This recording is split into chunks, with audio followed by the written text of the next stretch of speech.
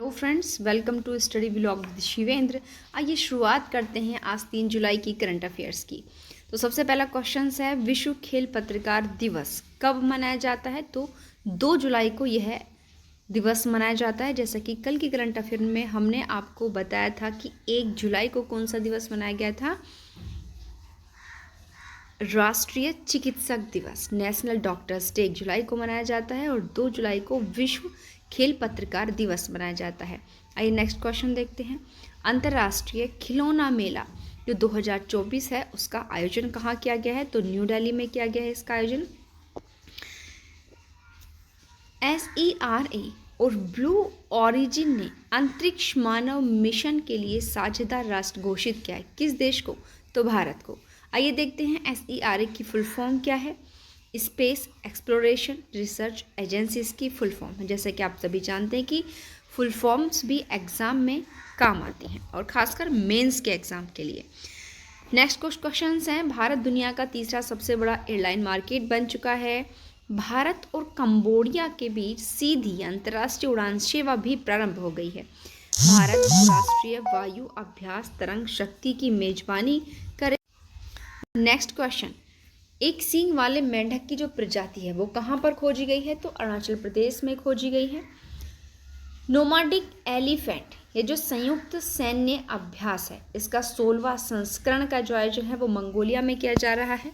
और देखिए मंगोलिया की कैपिटल है, आप लोग इसमें करेक्शन कर लीजिएगा, ये उलान बट मिस्टेक से हो गया है, इसे आप लिख लीजिएगा उलान बटो। तो आप इसको करेक्ट कर लीजिएगा कि मंगोलिया की कैपिटल क्या है, उलान बटोर। उसके बाद नेक्स्ट क्वेश्चन आइए देखते हैं। दक्षिण एशिया का सबसे बड़ा पायलट ट्रेनिंग स्कूल खोलने की घोषणा किसने की है? तो एयर इंडिया ने की है।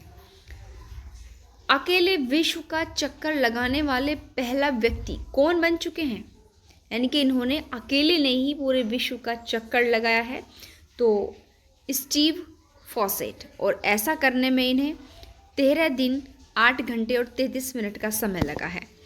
नेक्स्ट क्वेश्चन है, MSME के लिए MSME सहज नामक ऑनलाइन व्यापार ऋण समाधान पेश किया है। तो ये किसने किया है? सेबी ने। तो सेबी की स्थापना कब हुई है? स्टेट बैंक ऑफ इंडिया की 1955 को, और इसका हेडक्वार्टर कहाँ है? मुंबई में है। तो ये थे कुछ करंट के क्वेश्चंस 3 जुलाई के। आइए देखते हैं अपना नेक्स्ट सेगमेंट स्टार्ट करते हैं GK GS वाला। तो इसमें फर्स्ट क्वेश्चन है आज आपके हिस्ट्री के, डाक खाना एक्ट कब पारित किया गया? 1854 को। नेक्स्ट क्वेश्चन, प्रथम हूण आक्रमण किसके शासनकाल में हुआ? तो जो प्रथम हूण आक्रमण हुआ था वह यशोधर्मन के शासनकाल में हुआ।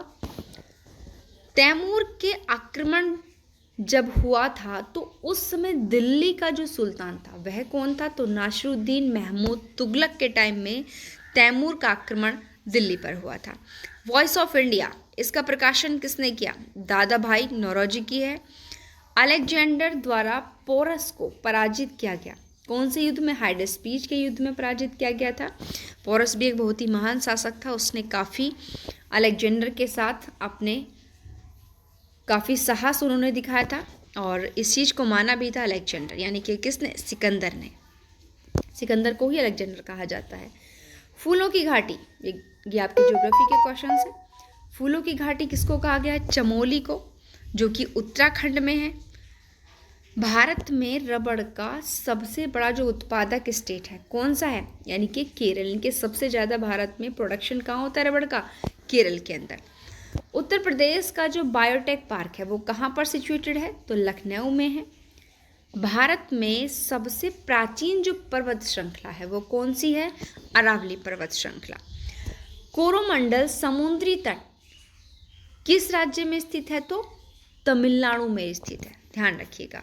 उसके बाद नेक्स्ट क्वेश्चन है कि जो लोकसभा होती है उसका सचिवालय किसके डायरेक्ट सुपरविजन के अंतर्गत आता है? तो लोकसभा का जो अध्यक्ष होता है।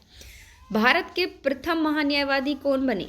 MC सीतलवाड़ जो थे वो भारत के पहले महान्यायवादी थे। नेक्स्ट क्वेश्चन है, संविधान का जो 91वां संशोधन है वो किस चीज़ से रिलेटेड है? तो मंत्री परिषद में मंत्रियों की संख्या से संबंधित है, जो कि 2003 में हुआ। भारतीय संघवाद को सहयोगी संघवाद किसने कहा? तो ग्रेनविल ऑस्टिन जो थे, इन्होंने भारतीय संघवाद को सहयोगी संघवाद कहा। नेक्स्ट क्वेश्चन साइंस से है आप लोगों के सामने। विद्युत गति की इकाई है, यानी कि जो विद्युत गति है उसकी क्या इकाई है? वोल्ट। किस प्रक्रिया के कारण जो तारे हैं वो स्वयं चमकते हैं? तो नाभिकीय संलयन के जो थ्रू हैं वो तारे स्वयं चमकते हैं।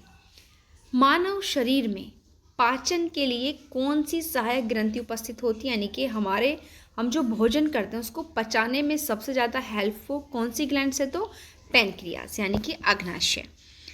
हमारा जो शरीर है उसको संक्रमण से बचाने के लिए, उसकी संक्रमण से रक्षा करने के लिए कौन सी रक्त कणिकाएं काम आती हैं? तो WBC, वाइट ब्लड कॉर्पसेस जो हैं, श्वेत रक्त कणिकाएं जो हैं, वो हमारे शरीर को संक्रमण से बचाती हैं। इसके साथ ही नेक्स्ट क्वेश्चन, पैडोलॉजी वैज्ञानिक अध्ययन है, यानी कि पैडोलॉजी जो है उसमें किस चीज़ का अध्ययन किया जाता है? तो मिट्टी का। आई होप आपको ये सभी क्वेश्चंस पसंद आए होंगे।